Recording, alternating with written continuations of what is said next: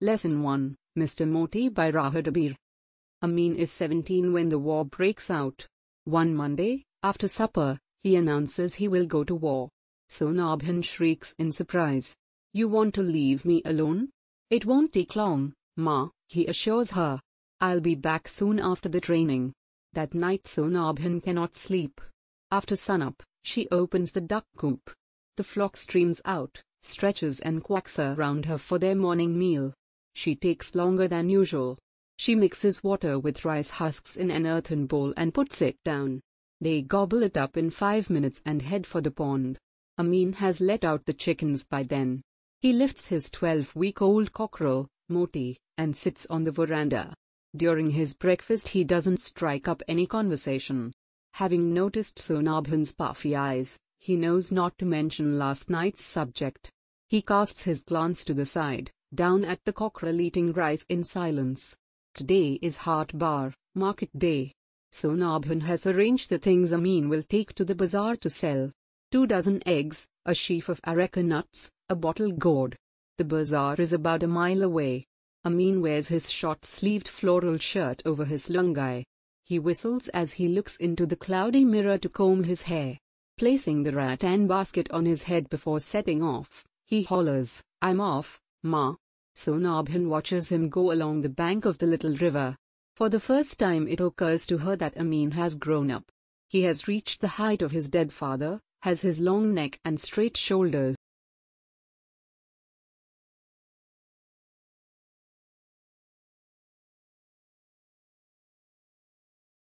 In that moment, Sonabhan realizes it's not the war, it's the fighting that Amin is fascinated with.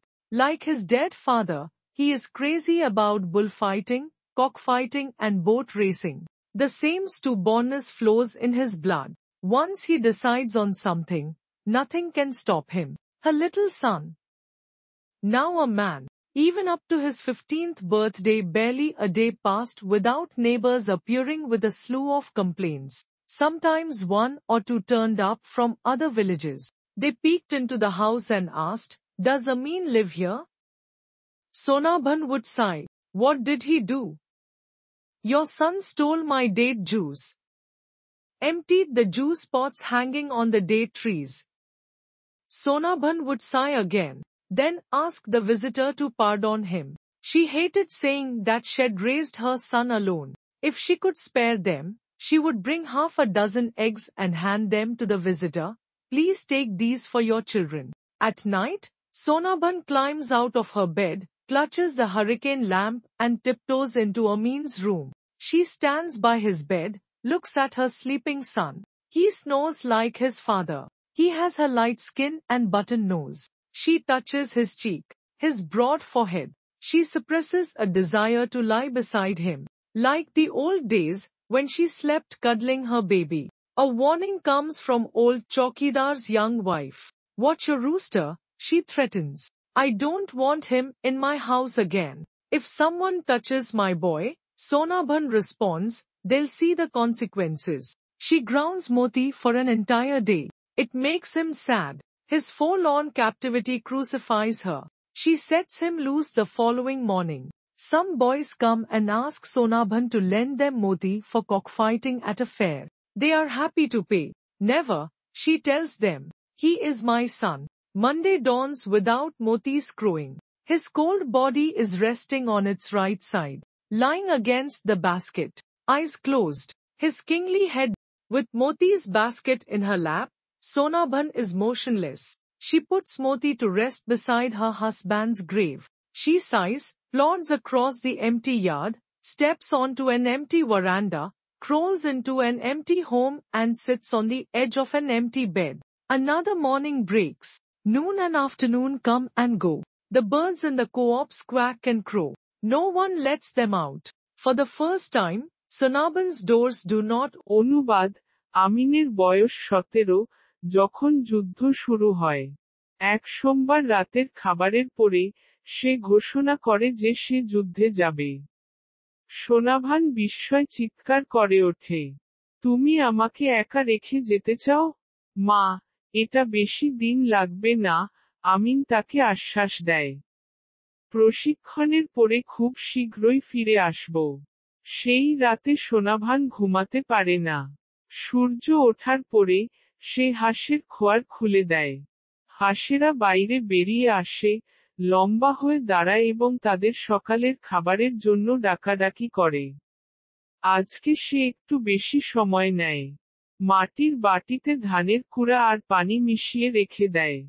হাঁসেরা 5 মিনিটের মধ্যে সব খেয়ে নেয় এবং পুকুরের দিকে চলে যায়।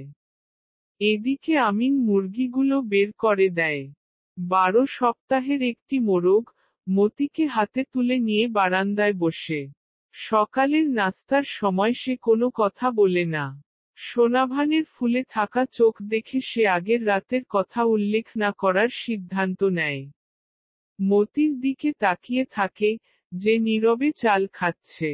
আজ হাটবার, বাজারের দিন। সোনাভান আমিনের বাজারে বিক্রির জন্য কিছু জিনিস গুছিয়ে রেখেছে, 2 ডজন ডিম, 1 আটি সুপারি আর একটা লাউ। বাজার প্রায় 1 মাইল দূরে। আমিন তার ছোট হাতা ফুল হাতের শার্ট পরে লুঙ্গির উপর। আয়নায় চুল আঁচড়ানোর সময় বাঁশের ঝুড়ি মাথায় নিয়ে হাঁক দেয়, মা, আমি চললাম। সোনাভান তাকে নদীর পার ধরে যেতে দেখে। এই প্রথম তার মনে হয়, আমিন বড় হয়ে গেছে। সে তার মৃত বাবার সমান উচ্চতায় পৌঁছেছে, তার মতো লম্বা গলা আর সোজা কাঁধ। তখনই সোনাভান বুঝতে পারে, যুদ্ধ নয়, আমিনের আগ্রহ আসলে যুদ্ধের লড়াইয়ের প্রতি। তার বাবার মতো, সে ষাঁড়ের লড়াই, মোরগের লড়াই আর নৌকা বাইচের প্রতি পাগল। একই জেদ তার রক্তে বয়ে বেড়াচ্ছে। যা একবার সিদ্ধান্ত নেয়, তা সে করেই ছাড়ে। তার ছোট ছেলেটা এখন একজন পুরুষ হয়ে গেছে। এমনকি তার 15তম জন্মদিন পর্যন্ত, প্রতিদিনই প্রায় প্রতিবেশীরা অভিযোগ নিয়ে হাজির হতো। কখনো কখনো অন্য গ্রাম থেকেও লোকজন এসে দাঁড়াত। তারা ঘরে উকি দিয়ে বলতো, এখানে কি আমিন থাকে? সোনাভান একটা দীর্ঘশ্বাস ফেলত। সে আবার কি করেছে? তোমার ছেলে আমার খেজুরের রস চুরি করেছ, গাছে ঝুলানো হাঁড়িগুলো খালি করে দিয়েছে। সোনাভান আবার দীর্ঘশ্বাস ফেলত। তারপর আগন্তুককে ক্ষমা করতে বলতো। সে ঘর থেকে অর্ধ ডজন ডিম এনে তাদের হাতে তুলে দিত।